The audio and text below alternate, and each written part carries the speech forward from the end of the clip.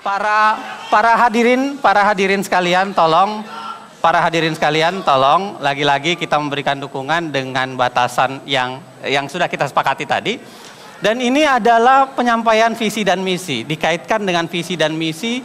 Jadi pertanyaannya juga kira-kira ke arah yang sana. Ada waktu 3 menit dari Pak Joko Widodo dan Pak Yusuf Kalla untuk memberikan catatan terhadap dukungan, bisa catatan terhadap apa yang disampaikan oleh Pak Prabowo.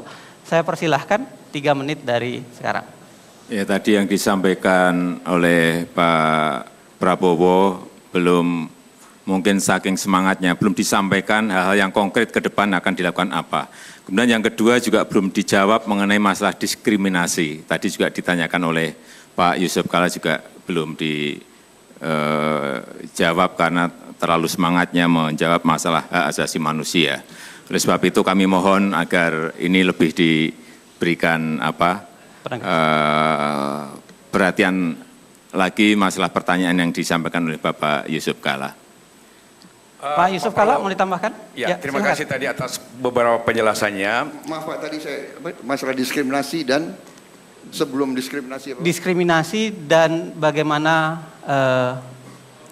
konkretnya? Ya, konkretnya, pelaksanaan konkretnya. Ada 2 hal yang belum. Apa? Pak Yusuf Kalla mau menambahkan?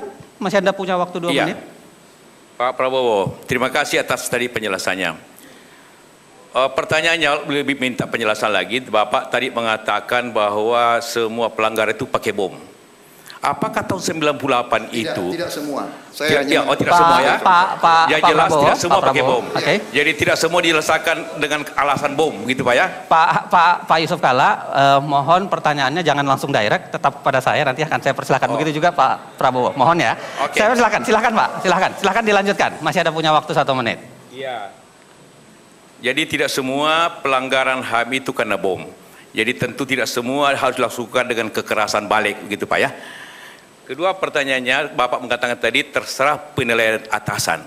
Apakah penilaian atasan Bapak waktu itu? Minta maaf karena saya tidak menganggap waktu itu, tapi Bapak menjawab tadi begitu. Sehingga karena yang banyak suatu penilaian lain. Jadi apa penilaian atasan Bapak tentang bagaimana menyelesaikan HAM pada masa lalu? Cukup? Cukup. Itu ya. Kita berikan tepuk tangan.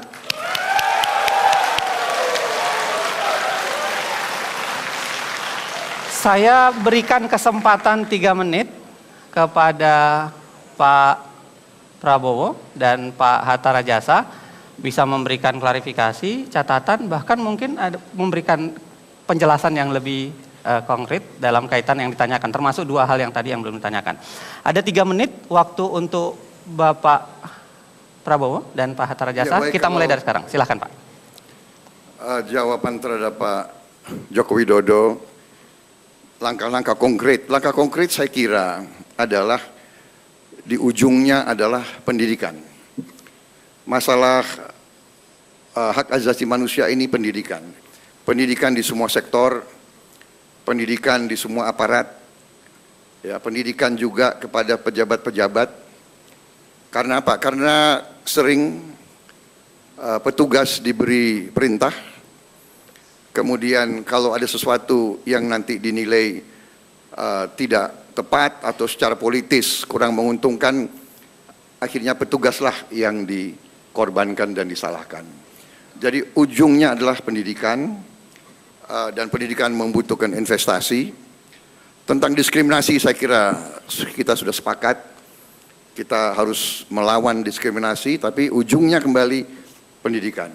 Jadi seluruh urusan itu pendidikan. Kepada Pak Yusuf Kalla, saya sudah jawab tadi, kita bertanggung jawab kepada atasan kita, penilaiannya ya atasan kita. Kalau Bapak ingin tanya, tanyalah atasan saya waktu itu.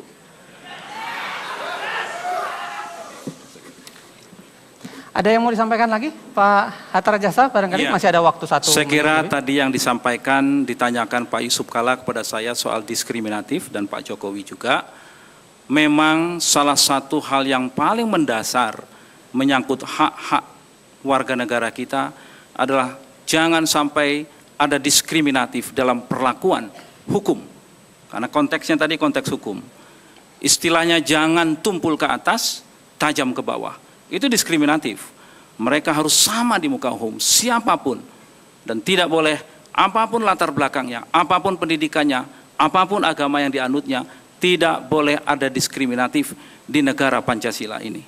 Itu yang saya ingin sampaikan yang terkait dengan diskriminatif. Jadi kita apabila diberi amanat oleh rakyat, diberikan mandat, maka kami akan mencermati betul hal-hal yang berkaitan dengan masalah-masalah diskriminatif di banyak sektor saat ini. Apakah akses-akses kepada sumber-sumber kemakmuran, apakah akses-akses kepada pendidikan, apakah akses-akses kepada sumber-sumber daya alam, penggunaan lahan dan sebagainya, masih banyak terjadi diskriminasi perlakuan terhadap warga negara kita. Oleh sebab itu ini menjadi perhatian kami yang sangat serius apabila mendapatkan mandat dari rakyat. Terima kasih. Cukup Pak. Terima kasih. Anda silakan tangan.